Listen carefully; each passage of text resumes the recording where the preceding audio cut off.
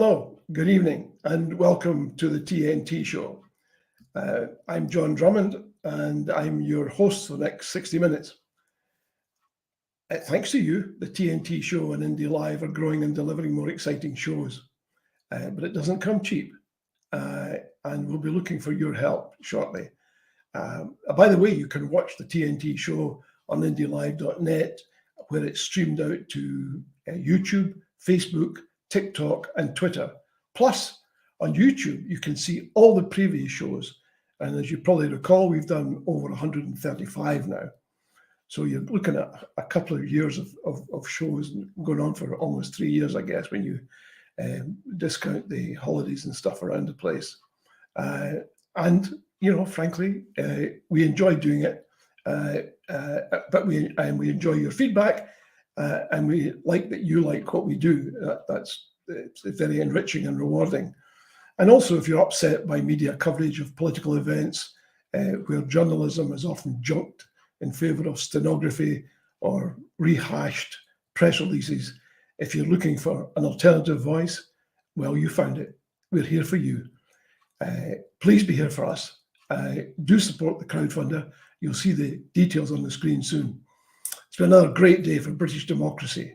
At the very time that the PM is boasting of his commitment to integrity, the UK has fallen sharply down the global corruption league table after a report warned of woeful inadequacies in upholding political ethics. In fact, Britain fell 7 places to 18th. So they looked at the way the PM and his predecessors were conducting themselves and came to the conclusion that this is a more corrupt place than it was previously. And it wasn't particularly stainless back then, but it's gotten worse. So remember that when people are banging on about their integrity. And tonight we'll be talking to a special guest. We'll be talking about matters environmental with highly respected land reformer Andy Wightman. And he's taking your questions live.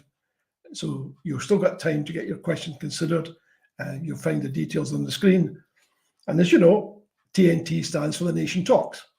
So in many respects, this is your show. We're live and we're free. So no license, no problem. Now, to our guest tonight, The Nation Talks to Andy Wightman. Thanks for joining us, Andy. How are you? I'm very well, thanks, John. Thanks. Nice to be here. It's a great pleasure. I'm glad you were able to join us. Now, we've been talking about a lot of things prior to going on air. And one of the things we discussed very briefly was your fondness for the Electric Light Orchestra. Are you a big fan, or was that just en passant?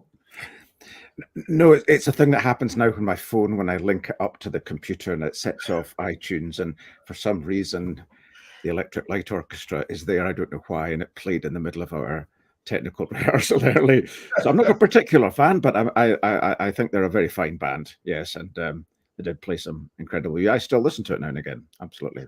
That's interesting, because I've got a thing on my car where it connects up to my phone, but it does this in a surreptitious way. In other words, I don't ask it to do it. It sort of does it automatically, but not consistently. So, for example, my wife and I will be heading out shopping, and all of a sudden, some disembodied voice tells us about the Spanish Inquisition.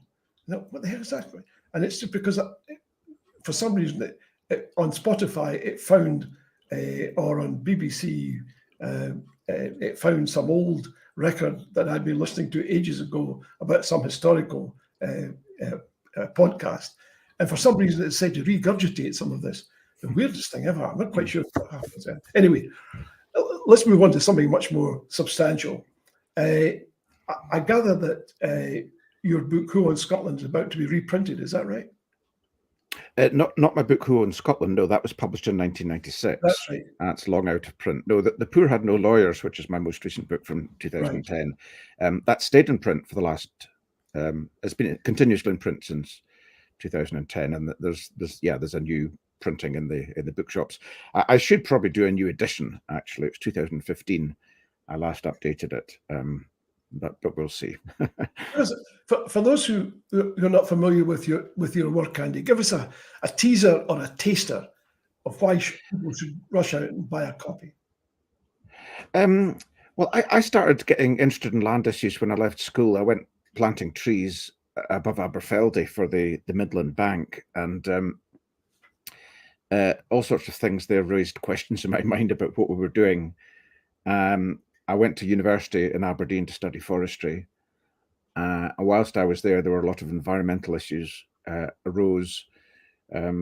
Latterly, during my time there, the whole debacle over the so-called flow country, where Hurricane Higgins and Terry Wogan and people were planting trees in the deep peatlands of Caithness and Sutherland, that all blew up. And the RSPB and people were very exercised about the environmental impact of this, to the extent that we're now taking all these trees out. But I was as much interested in the politics of it. So, for example, if you wanted to plant trees, which the government did, why would you offer tax breaks to rich people in London to plant trees in Caithness? Why wouldn't you give the money that you're foregoing in tax revenue to the crofters and the farmers and the landowners in Caithness, and they could plant it? And when I started asking some of these questions, I was told, well, I was advised that it wasn't a good idea to ask these questions. And I began to realize that when you talk about land and power and money, a lot of people don't like to discuss it. It's a sensitive topic, but there wasn't enough being debated about it. And then in the mid-90s, I had just happened to bump into a friend of mine who'd just published a book called The Nature of Scotland, with which he co-edited, I think, with Magnus Magnusson. And he said that Canongate were interested in the potential of reissuing John McEwan's famous book from 1979, Who Owns Scotland. I thought that'd be a fantastic project. So I did that in 96, and I launched the website in 2003. And I've just been looking at land questions ever since, because they're understudied, as it were, and yet they're of great interest to people, especially people living, in particular localities, are very interested about, who owns the land in their village or around them, or they're interested in the history or fate of some common land, or they have some dispute with a landowner, etc. And the only really obvious protocol for them in most circumstances is to go to a lawyer, but most people don't do that because it's too expensive. So we do need more kind of knowledge, more understanding, more awareness about land and its ownership and how it's evolved. And essentially that's what the Poor Had No Lawyers is about. It's about how did we get, well, it's called Who Owns Scotland and How They Got It. So it's about how we got to where we are today. And I think it's just important for people to understand their history. I mean, I agree, but who owns Scotland? Well, I mean, hundreds of thousands of people own Scotland. If you think about our urban environments, thousands and thousands of people own their own home, possibly a garden. Rural Scotland is in the more productive areas, mainly owned by owner-occupying farmers. But there's also this phenomenon of estates, which has kind of disappeared over most of continental Europe since the French Revolution. These very large land holdings with tenant farmers on them, forestry, hunting, sporting, grouse shooting, deer stalking, etc. And they're all a product, again, of our, our unique history. And they tend to be very, very large scale. So if you visit Switzerland or France or Italy or Germany, you'll find a very, very small scale pattern of land ownership. You visit Scotland, you don't need to, you live here. It's a very, very large scale pattern of land ownership, and that's got everything to do with history. Now, I mean, I can't tell you who owns every square inch of Scotland. I've got a website, whoownscotland.org.uk, which is, I launched in 2003. I'm refreshing that now and building it up, and that's attempting to address the question of who owns rural Scotland. I think I've covered 66% or so so far, and I'm obviously starting with the largest areas and working my way down the size scale just so I can get the coverage. Is there a connection in terms of issues like tax relief with the Terry Wogan situation and the ownership of the large estates in rural Scotland? In other words, do people buy these estates because they can avoid tax? In some instances, yes, although I would say that's no longer a major preoccupation. I mean, a lot of Scotland is still owned by the people who've owned it for hundreds of years. The indigenous Scottish aristocracy, Duke of Roxburgh, Earl of Murray, Earl of Seafield, Mackenzies of Gairloch, the Duke of Argyll. A lot is owned by new people who've come in over the last 20, 30 years.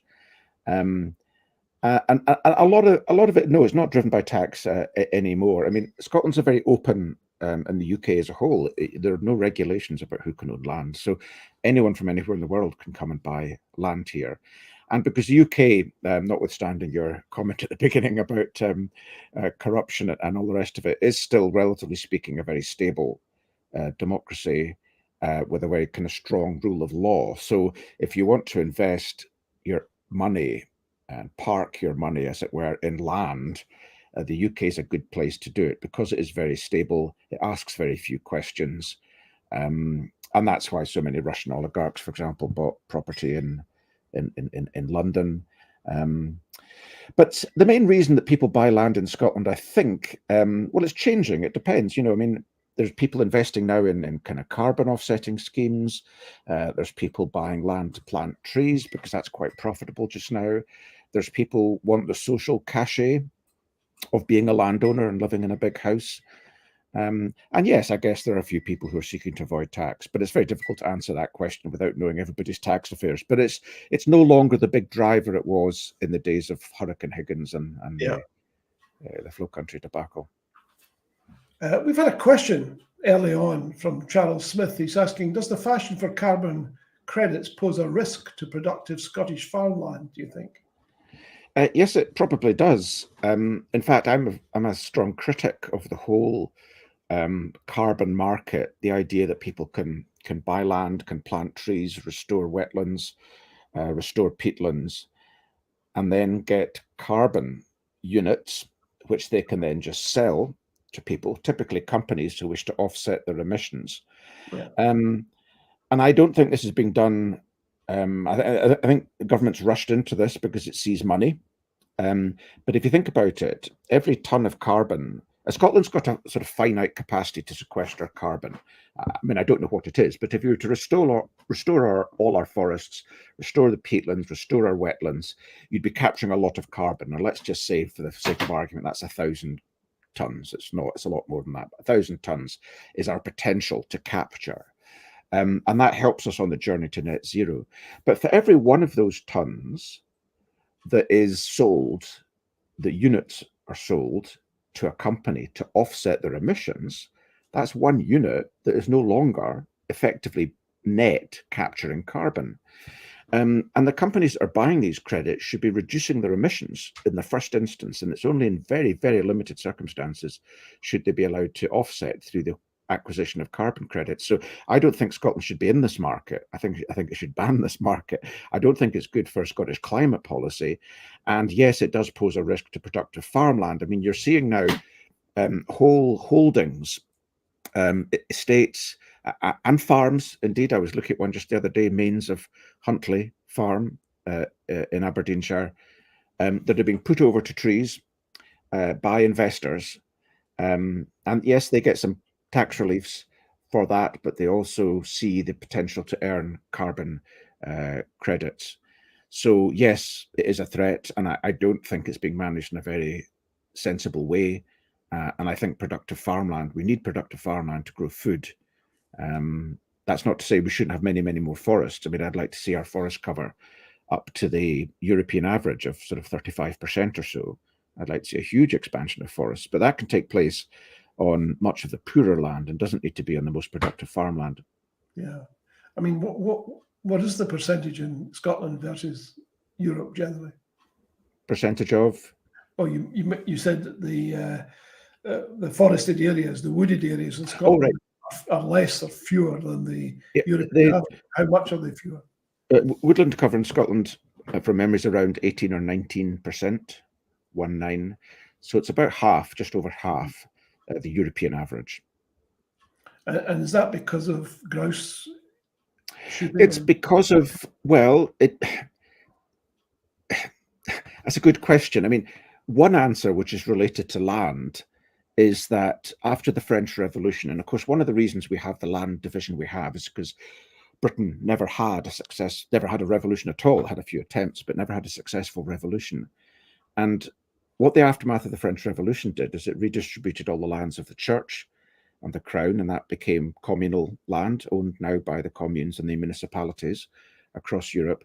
Tenants became owners, and they were small-scale owners, and they got rid of the law of primogeniture, whereby the eldest male son shall inherit the land. So children were allowed legally to inherit land. That's still the case, not the case in Scotland. Children do not have the legal right to inherit land in Scotland. And what that led to was a much smaller scale pattern of land ownership, and also the fact that people would grow trees because they wanted it for fuel wood often, and they owned them.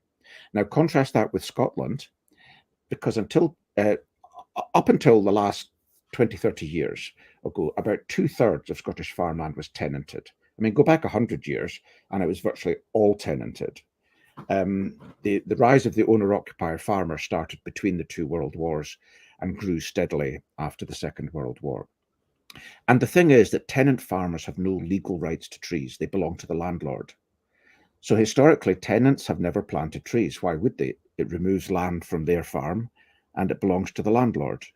And that law didn't change until 2003. So this is 250 years after similar small European nations.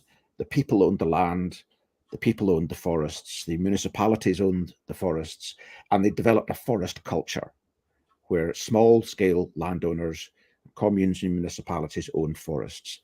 In Scotland, by contrast, the forest culture was exclusively a culture of the landed class. Plus, of course, yes, we had hunting estates and high numbers of sheep after the clearances, and after that, high numbers of red deer, which have basically stopped any substantive restoration of our natural forests. So yes, all of this can be explained in terms of history, and much of it can be explained actually in terms of land tenure. It's interesting. I've just read Prince Harry's book, which is entitled Spare, and about the only reference he makes to the environment is hunting and shooting in places like Balmoral. And it seems to be some sort of interesting, I don't know how to describe it, foible, which in part requires the shooters, the successful shooter, to have their head thrust into the entrails of a stag. Apparently, this is some sort of enormous credit to the deceased stag. I'm not quite sure what the rationale is, but anyway. But it struck me then that this was a terribly or somewhat limited view of the environment. And the way that he and his brother let off steam was to go out and shoot lots of birds.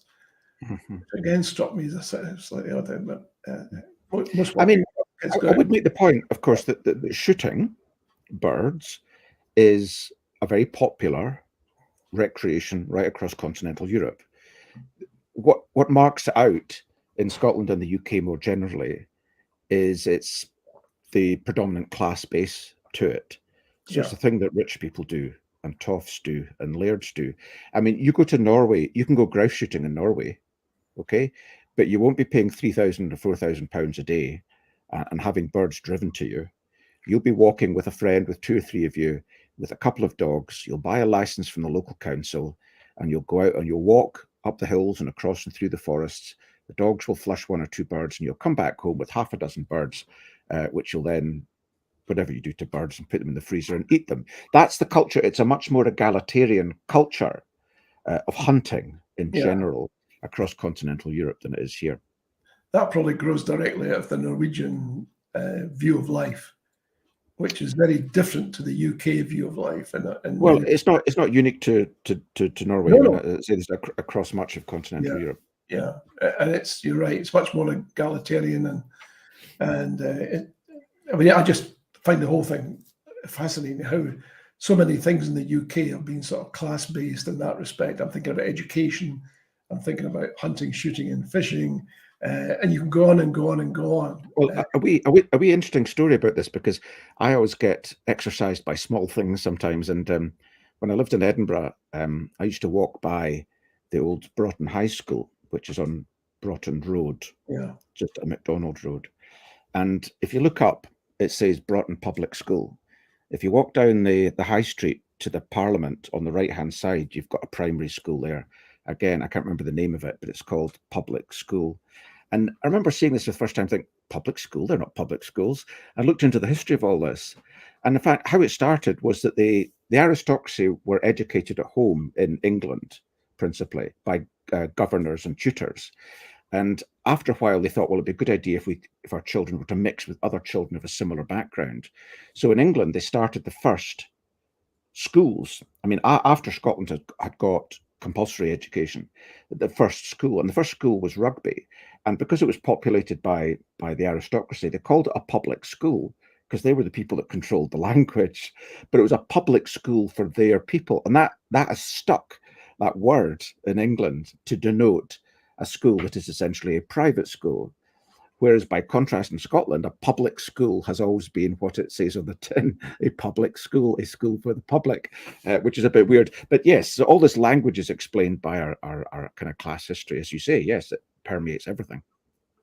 Yeah, well, next week we're talking to Professor Danny Dorling, and he's written a number of books on that subject, and he goes into it in some detail and talks about the end of empire being the precursor to Brexit.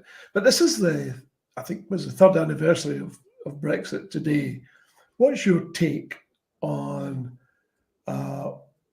what you think is going to happen next, bearing in mind the appalling record that Brexit has produced?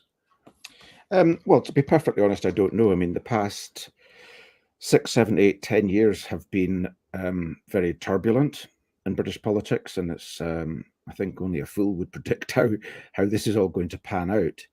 I mean, I think one thing I can't say I'm sure of it, but I hope I'm right in, is that there will be a recognition that there needs to be a closer relationship between the UK and the European Union because they're our closest trading neighbours. And it you know, as you're aware, you're early on in this debate. In fact, people still argue about this. We voted to leave the EU, but we didn't say what was to replace it. And of course, that was the subject of all the debate through 2017, 18. But we could have joined EFTA, could have joined the European Economic Area. All of those were possibilities which would have retained a frictionless trading zone, but they were kind of discounted for political reasons. So I think, well, there's a number of lessons from all of this. I mean, one which may be pertinent to the Scottish situation, you know, don't call a referendum unless you're very, very, very confident you're going to win it. You know, I believe referendums should be used to affirm the settled will of people. So the devolution referendum in 1998, for example, or 1997. And that's the mistake that David Cameron made. You know, he was overconfident that the population would like to stay in the EU, but without any real evidence, because, you know, no one had really tested this proposition with the British people at all. And so he took a very reckless gamble.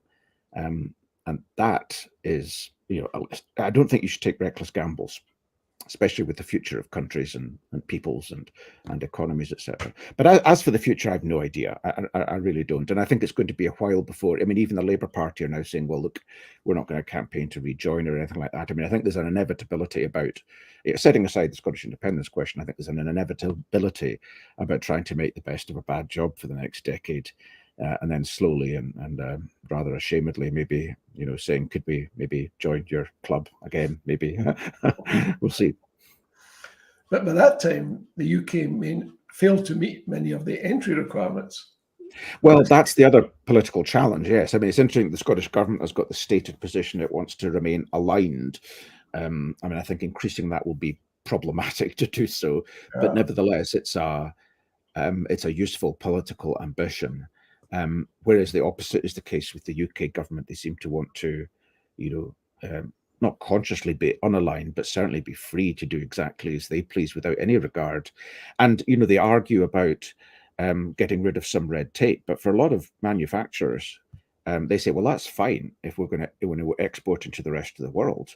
But when we're exporting to the EU, we have to obey their rules. So, you know, and you know, if I'm exporting, as many people do, the majority of the products to the EU, then staying aligned is the better option because it makes for a much more easy trading relationship. Well, it seems to me it's a double-edged thing because you're absolutely right. It's harder to sell if you don't meet the basic requirements of the of your customers.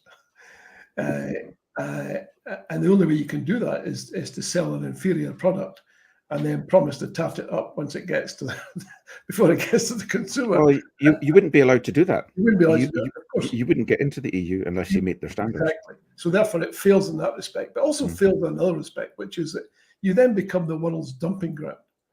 I mean, if I've got any crap that I can't sell to the EU or to some nation which has environmental standards or green standards or that I fail to meet, then I can dump it in the UK because they've chucked all their standards.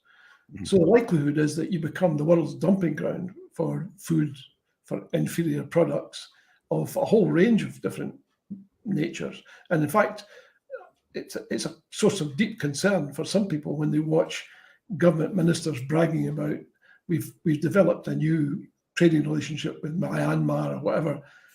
I mean, a lot of that stuff, I suspect, is stuff that they couldn't sell to the EU because it doesn't meet basic standards.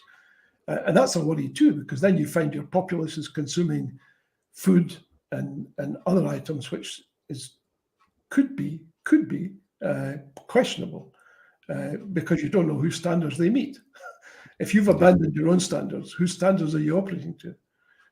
It's not a bad thing to have laws and regulations. If you're operating in a civil society, it seems to be an entirely healthy thing.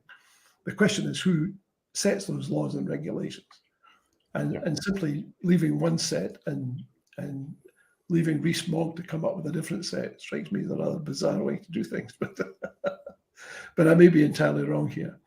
What do you think, turning on to something else in a second, if you're looking at independence, and you mentioned the best way to have a referendum is to know or have a very good sense that you know you're going to secure the outcome you like or you wish. What do you think of the progress towards independence that you see presently? Are you happy with it, or do you think it should be improved, or what? Well, from the perspectives of those who advocate it, it has obviously stalled major time. And there was always a very big question as well about how soon after 2014 you should indeed ask the question again. And that's never really been explicitly addressed. So there's been this constant sort of, I would say, half-hearted push to ask this question again. And I think it's that half-heartedness that has meant that we're in a place where, broadly speaking, the population is still split down the middle on the question. And a majority of the population actually don't want a referendum in 2023 anyway. And we're not getting it now, obviously, but even when it was in prospect, didn't actually want it. So I think there's a real sensibility. I think you've got to go with the flow on this.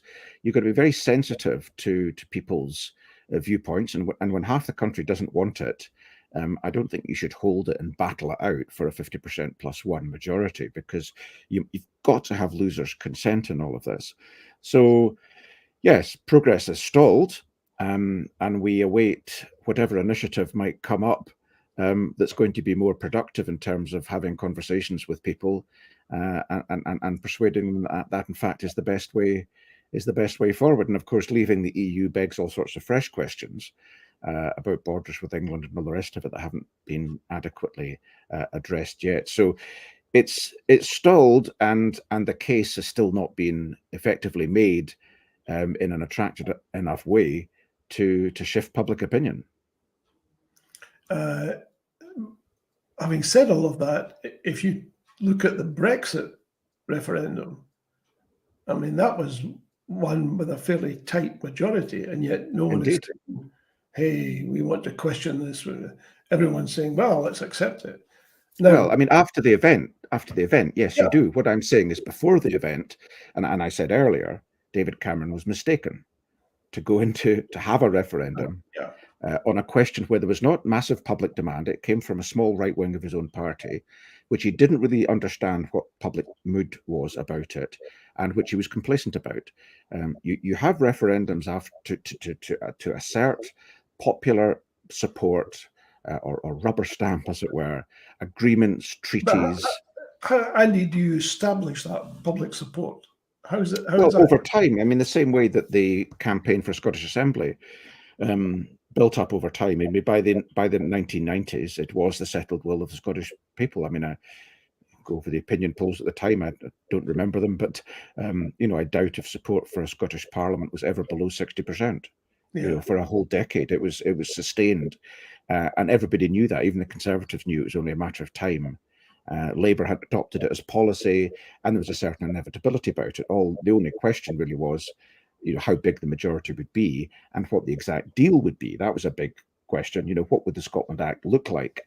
So I think those kind of historical precedents are good precedents, because very, very soon after that, there was an acceptance of the Scottish Parliament, even amongst, in fact, it benefited the Conservatives. They had some electoral success in the Scottish Parliament and have ever since, which they hadn't had for a long time in Scottish general elections.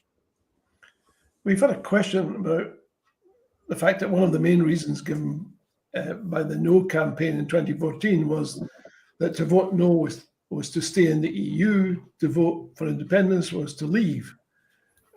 Some people are saying, well, that's surely a good enough reason to have another referendum if the first referendum was won under false pretenses. Well, I mean, if people say vote no and you'll stay in the EU, people should have questioned that and said, well, how do you know? But the point is, I mean, that's a good enough reason for some people. I accept that. Absolutely. That's a good enough reason. And I think where Scotland is now, having been sort of wrenched out of the EU against its will, is not obviously a good place. But that on its own is not a good enough reason for another referendum, in my view, because I think you have to do the work and be fairly confident that it is the settled will of people. And I would just remind you that 35% or whatever of the Scottish population did vote to leave, and a third of SNP voters voted to leave. So getting out of the EU was a minority view, certainly, but it's not an insignificant one. And I especially think if you were to have a referendum on independence and tell people that this is a way to get back in the EU, what's going to happen to the third of SNP voters who don't want to be in the EU but would like independence? What are they meant to do? And that's why you've got to be really, really clear about all this. Your membership of any treaty organization, whether it's NATO, United Nations, the European Union, EFTA, should happen after detailed deliberation by the state concerned. So that's a matter for after independence, I think, as to whether one wants to join the EU, because, as I said earlier, there's other options. Join EFTA. Sure. There's no need to join the EU. Let's explore all the options in robust fashion. Which is that the most recent opinion polls suggest that there's now a majority of people who want to negotiate re-entry in some way. Yes. Yep. And some of those people will be SNP supporters who previously voted to leave, and other people. And what we're seeing there, I suspect, is that movement that you described earlier, where the people generally come to a view over time that this is either working or it's not working. And more, at least I get the impression reading the opinion polls, that increasing numbers of people are saying this is not working. This is just not working. And when just about the only benefits that the people who really put pressure on David Cameron to hold the referendum, the only benefit most of them can offer is that there's the reduced tax on lawnmowers. I mean, that doesn't sound worth £100 billion a year. So, but maybe I'm wrong. Maybe there's an emotional argument about which seemed to carry the day back in the Brexit referendum, which was about immigration. It was about bringing back control. I'm not quite clear what that means, but that seemed to be a slogan that resonated not so much in Scotland, but elsewhere, particularly amongst the people in the southeast who predominantly, because of the volume of no voting in those areas, carried the day. But interesting. So the question really is how that change of mood, if it is a change of mood, expresses itself. And I take your point that it's difficult to see how it might express itself, because if the two major parties in Westminster are both saying we're going to try and make Brexit work, it's difficult to see where the choice is. Again, for many people, it'd be very difficult to understand how Brexit could be made to work, but no doubt they'll be able to produce substantial, one would hope, feedback that would suggest how that might happen. How do you think it might happen? How do you make Brexit work, do you think? I have no idea. I mean, I don't think it can work, really. I mean, I don't think you can come out of a trading relationship you've had for 40 years with the kind of the norms that have been established and sort of continue like it was before. There is no real plan. I mean, that's been the problem all along. There's no real plan. And it's going to have to get made up in the hoof. And to be perfectly honest, as I said earlier on, David Cameron thought they would win. There's a complacency there. They were not prepared to actually lose, and therefore didn't have a plan for it. So yeah, we are where we are. Yeah. Where do you think we'll be in, say, 5 years' time? If I was to say to you, where will Scotland be in 5 years' time? Where will the UK be in 5 years' time? Probably much the same place it is now, I guess. I mean, the climate crisis will have walloped us on the head in a very, very, very big way. I think if Putin and his cronies still hang on in Russia, I think security in Europe is going to be very, very, very, very difficult.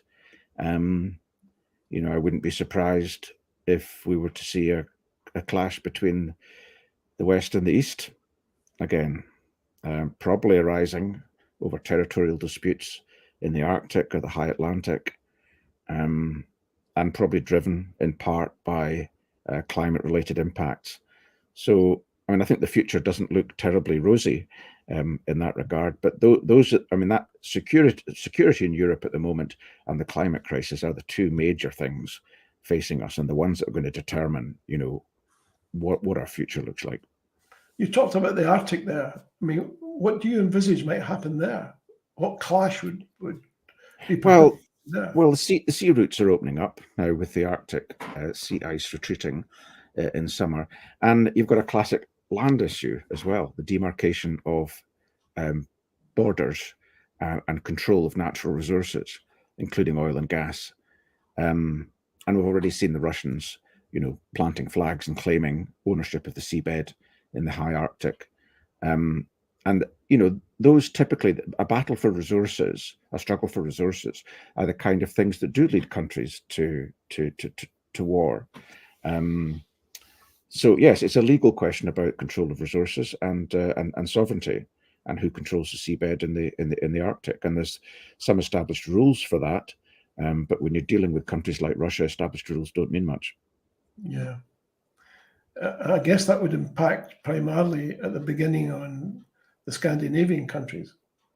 Well, they're in the front line, certainly, yes, and their security is in the front line. But it impacts on China and North America as well, Canada and the States.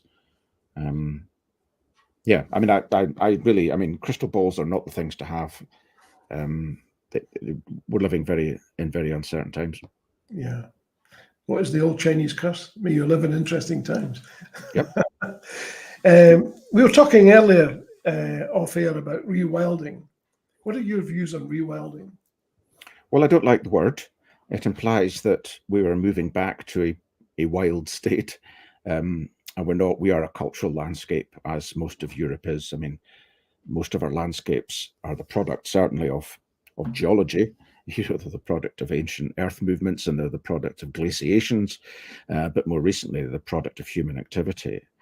So I've been involved. I mean, I worked for, set up a small organization in the early 90s called Reforesting Scotland, still going, and they advocated ecological restoration of the land and the people. So I prefer terms like restoration, ecology, ecological restoration, nature recovery, because what we've got in Scotland is a lot of land that has been substantially degraded. I mean, with the coming of sheep, for example, and the ending of the old cattle agriculture, your cattle are good for the environment. They break up the soil, Their manure is very enriching, and they're non-selective grazers. They just sort of graze everything. Sheep, on the other hand, have tiny little hooves. They compact the ground. Their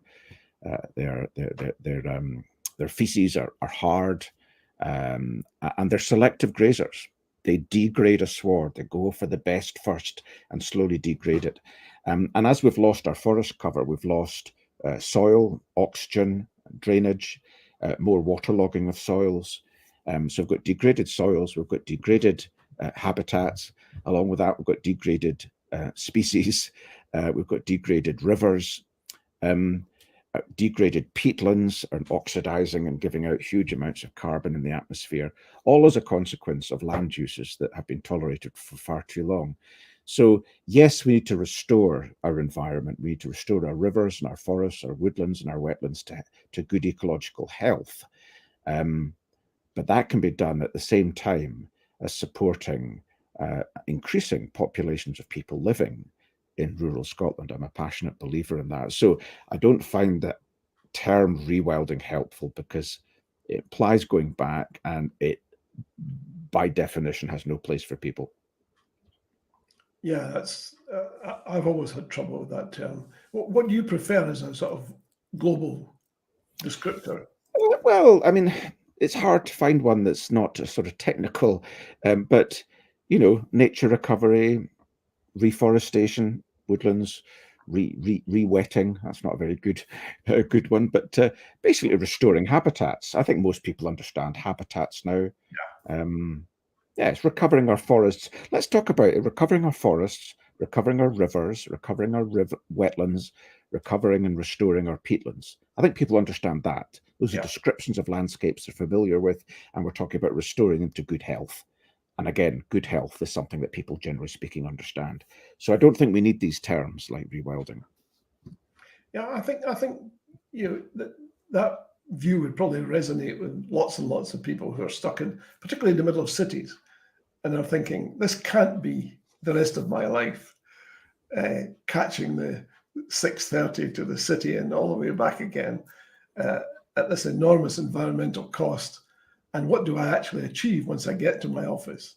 I just move money around or whatever, and I think an increasing number of people might find it hugely attractive to be able to go to some place and bring up a family in an environment where they felt was conducive to their good health, mental, physical, and otherwise. I could see a lot of people being attracted to that, but you'd have to have the infrastructure. You'd have to do the things you're talking about to make it viable for people in every sense of that term. I mean, it is. In most parts of Scotland, it is. There's lots of political criticism about the rollout of broadband and all the rest of it, but, it is still pretty good. The roads infrastructure, the public transport infrastructure could be better, but it's not bad. I mean, the big challenges are areas like the far north, Caithness and Sutherland, which are predicted to have quite huge levels of depopulation. So there's certain, whereas in parts of the west coast like Skye, Northern Argyll, the population's rising. So you need to do something very deliberative for the north of Scotland. Basically to enable young people to think, well, I could make this my home. I've grown up in this place, but I could make it my home. So there's other issues of, obviously, like affordable housing comes into that, but affordable housing and jobs are the two key drivers for rural depopulation and rural repopulation. If you've got jobs and housing, everything else falls into places. If you haven't got those things, you're going to lose people. Yeah, I was just thinking that there's a headline in the Spectator today that says, "Don't you hate the Scottish Highlands?" or something.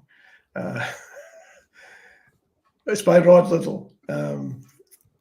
If Kevin can dig it up, we can perhaps post it. It just struck me as part of the very bizarre things that I mean, I know why they do it. It's to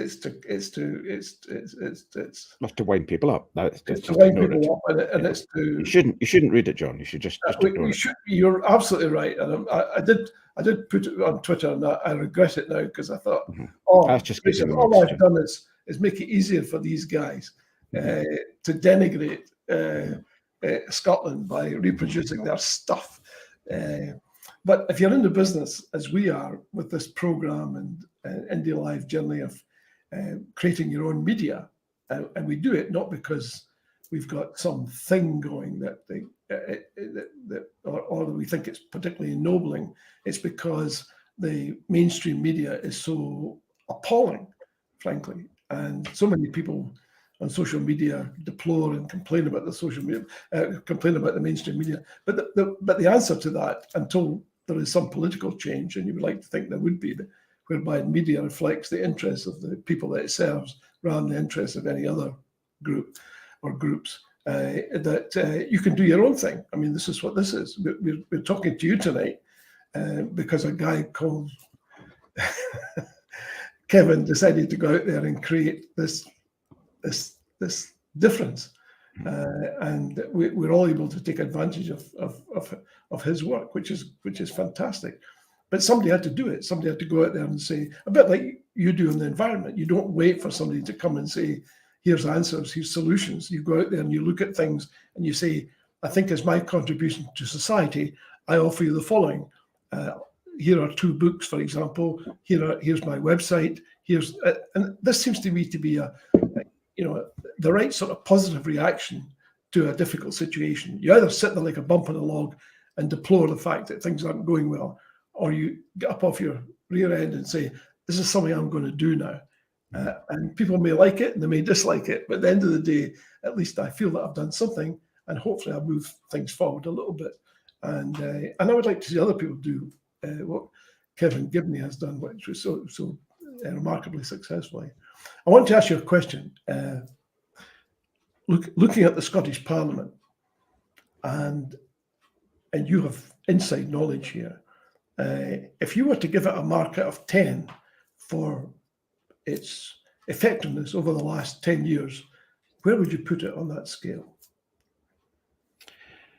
Well, it's hard because it depends on the criteria by which you choose to score your own it, criteria, as it were. Yeah. I mean, when I wrote Who Owns Scotland in 1996, I made the argument that we need a Scottish Parliament because historically Scotland had the Secretary of State for Scotland in every Queen's speech was given about 3 or 4 legislative slots. Okay. Because, well, that just was the way of things. Now, Scotland, of course, is and always has been an independent jurisdiction, along with England and Wales, and Ireland historically, now just Northern Ireland. So the UK has got 3 jurisdictions. And so Scotland needs as many laws as England and Wales do. We need regulation and rules and criminal and civil law, and it all needs to be kept up to date. So at a very practical level, Westminster wasn't delivering. Because, I mean, Donald Dewar stood in, I think, Aberdeen South not a by-election, a general election, I think in the 1950s, on a platform partly to abolish the feudal system. And that took till 2000 to do. And part of the reason for that was, of course, there just wasn't time in Westminster. And the second reason we needed one was because the laws that govern what happens in this country should be made by people who are accountable to the people in this country. And so at one level, I would give the Scottish Parliament score a 10. I mean, I think it's been a great project. It's hard. I mean, many people now, in fact, there are people who were born and voting now in elections who don't know a world where it didn't exist. So I think it's important to celebrate and cherish the institution. In terms of the performance of those who occupy the institution, I 5 or 6 out of 10, maybe. I mean, I think we don't do democracy well in Scotland. We're over-centralised in Edinburgh. We don't have local government. I mean, Iceland has got a population of less than Edinburgh. It's got 72 municipalities. Norway's got a population the same as Scotland. It's got 330 municipalities. They deliver fire and rescue services. Just stop you for a second. Why is that, Andy? Because we've had other guests and they've said exactly what you've said. Because there's a tendency for politicians to centralise power. It's as simple as that. The latest power grab is the National Care Service. I mean, I've just written a piece for Holyrood magazine, which I think will be online.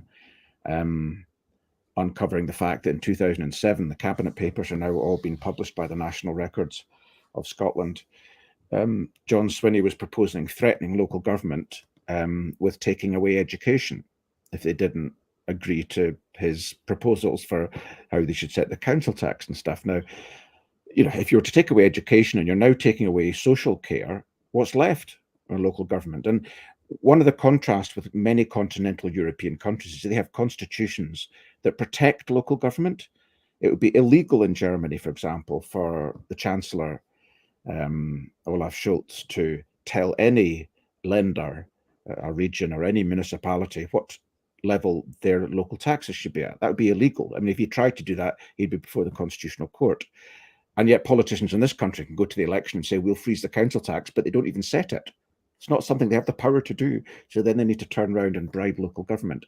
It's a question of centralising power and the fact that Britain hasn't got a written codified constitution that protects the rights of local government. That's why my members' bill was to incorporate the European Charter of Local Self-Government, which gives at least some protections to local government. But anyway, I was saying we don't do democracy terribly well. There's an over-centralising tendency.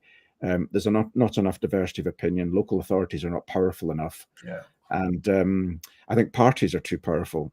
Parties, the ways candidates are selected, the behaviour of candidates once they're elected, their unwillingness to speak out, to be an independent voice, to go against the whip.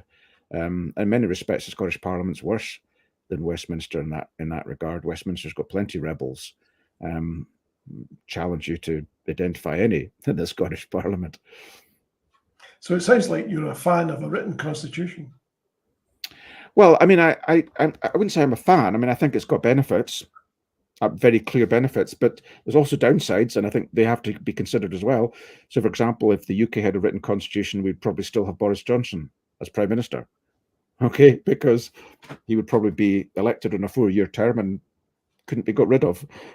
So you got to work out the pros and cons. But yes, broadly speaking, on balance, I support it because I think you've got to defend. The point of constitutions is to give the citizen, is to protect the interest of the citizen against either an overpowering legislature or an overpowering executive, and often both. Yeah. Well, I think that's what we're seeing in the UK just now. We have a very powerful UK Parliament, which regards itself as sovereign, coupled with an executive which has a 70, 80 odd seat majority, where, I mean, effectively the British Constitution is whatever the government of the day with a working majority is. Well, no, that's not fair. I mean, we've seen the courts, recourse to the courts. We're talking about the proroguing of Parliament. You're talking about various Brexit things.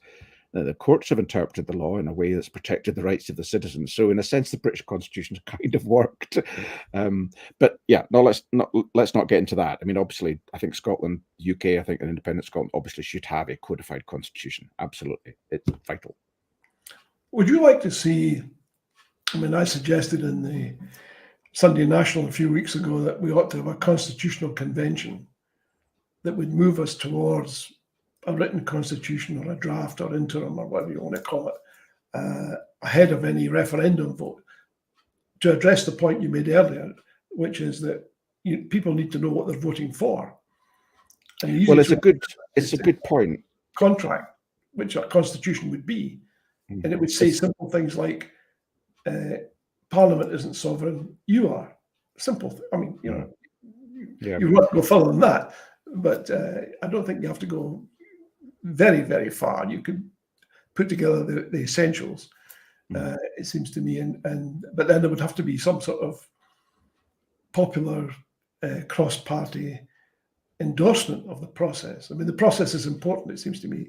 If you're going to have any sort of constitution, it has to reflect the wishes and needs of as many people as possible, that of the polity that it's planned to represent or express. In other words, what you're really saying is, as a state, this is what we stand for, and this is what we will not stand for. And the best arbiters of that are the people of the state, rather than anyone else. And that would mean some sort of convention of some kind. Yeah, no harm in that. I mean, I say no harm. That sounds as if I'm dismissing it, but I mean, I think these things have to have a clear purpose. They can't just sort of be talking shops. But I think a lot of work needs to be done on a whole range of public policy areas. I mean, land reform, for example, we barely started that whole thing, and part of the reason is not enough work's been done to understand, to explore, to debate, and analyze the way forward. I mean, there's a lot of work to be done in a lot of fields, and typically we leave this to others. And I think it is encouraging that more and more people are taking up the cudgels and beginning to develop. I mean, I'm for example, drafting a land reform bill. You know, and I don't expect whatever's produced in later this year to really make much change at all. But rather than just criticize, I'm going to be publishing a Land for the People bill. And it won't be dotting I's and crossing T's. It won't have every section and paragraph and clause all well worked out, but it'll be as close as possible to a final piece of legislation. At least it'll be clear as to exactly what it's intending to do, and someone else can form the legal words. But it'll expose the range of subjects that we need to tackle. I mean, everything from kind of housing, compulsory purchase, wildlife management, tax, water rights, common good land, inheritance law. There's just a whole lot of stuff, which we haven't begun. I mean, there's a succession bill before the Parliament, Scottish Parliament, just now, and it's not proposing reforming the law of inheritance in respect to children's rights. And now, you know, we've had Scottish law commissions, we've had commissions of inquiry way back to the 19th century, all of them arguing this is the modern thing to do. You shouldn't give people who own vast tracts of land the power simply to hand it to one singular successor, whether that's the Edinburgh Cat and Dog Home or you and me. That's, you know, not how it should work. So, yeah. So if people wanted to take a look at your draft bill, they'll get it on your website, would they? Oh, no, I haven't finished it yet. Whoa. You are finished. Eventually, yes. No, look at sort of May time, probably. Yeah. Okay, that's cool. Oh, by the way, you may have noticed that there's a poll running just now. We're asking people, since this is the third anniversary of Brexit, how you feel about rejoining. And so many of you seem to be fairly supportive of the idea, but it's not a huge number so far, so we won't read too much into that. But there seems to be a general, in fact, it seems to be almost a reflection of when we ask people how they feel about independent Scotland, we get sort of 5 to 10% of folks saying, I don't like the idea at all, which is great, because, you know, we try to be as non-partisan as we can. We are but we try to be as all-encompassing as is possible. So we like it when people are watching and listening to the show who are no great believers in independence. That's healthy. And I think the more of that there is, the better. In fact, through you, i.e. these people, you nice folks who say, I don't like the idea of independence, if you know of anyone who would like to come on the show and put the case for rejection of any move towards independence, we'd love to have them on the show. We'd just love it. It would be great. And it would encourage the debate, because it seems to me we don't have enough of this sort of stuff. Well, we've almost run out of time, Andy. We're very grateful to you for joining us tonight. It's very kind of you to tell us about what you're doing. I hope people will take the chance to go to your website. I hope people will buy your book. And also, can I just say this as a reminder, if you go to the website, which is ukbookshop.org, then that is an ethical bookstore. So if you want your money to go where you would like it to go to and not be siphoned off somewhere else, then supporting the ethical bookshop is probably a good thing too. So that's the end of our show tonight. I want to say a big thank you to you, Andy. We appreciate your time and trouble in coming along tonight. It's been, as we always strive to be, both educational and informative, as well as entertaining. So I think we've covered a lot of these bases. Thank you to all of you who've submitted your questions. They've been very interesting. Thanks again, Andy. If you can stick around after we go off here, that would be great. I just want to make a few concluding remarks, if I may, and to say to people, we've got a host of things coming up soon. As you know, this is the place that you probably want to head for if you're looking for interesting guests. And a big thank you to all of you out there who've submitted your questions. And we hope you've enjoyed this particular show. As I've said before, we've got a whole bunch of hugely interesting people like Andy coming up in future shows. I would particularly ask you to look out for Professor Danny Dorling next week. He has views on Brexit and the fact that it may have been brought about by the sense of the demise of the British Empire, which I think you'll find particularly fascinating. As always, a reminder to look out for my column in the Sunday National this weekend. You'll find it in the 7-day supplement. It's called Rue Britannia, No Hope and Little Glory. And just to conclude by saying that the head of the BBC is ever more deeply in the mire over fixing a loan of 800,000 for Boris Johnson. You probably gathered that the so-called ethics advisor to the PM has recused himself as he just remembered his connections with the BBC chief. I could say the whole matter stinks to high heavens, but then that would also apply to most of what the UK government does in this regard. It's just one out of many. To all of you, thanks for joining us. Stay safe, take care, look after each other. See you next week.